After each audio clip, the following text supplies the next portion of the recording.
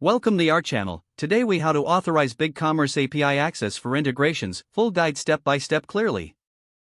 To authorize BigCommerce API access for integrations, start by logging into your BigCommerce account.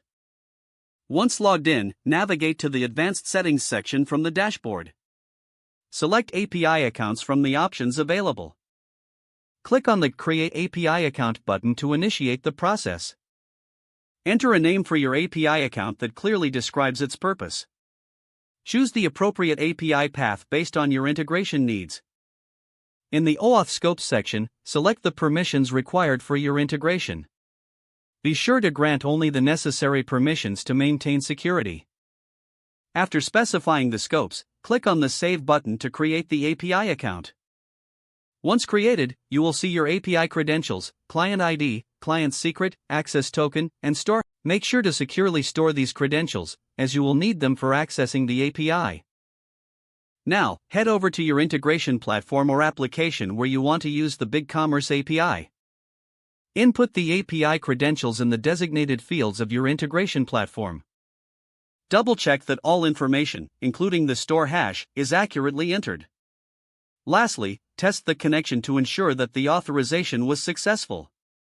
If the connection is successful, your integration should be able to communicate with your BigCommerce store. If you encounter any errors, revisit the steps to ensure all permissions and credentials are correctly set up. If the page does not load, refresh the browser or try again in a private or incognito window.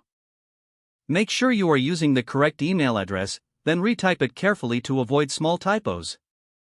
If your password is not accepted, use the reset option and create a new strong password you can remember.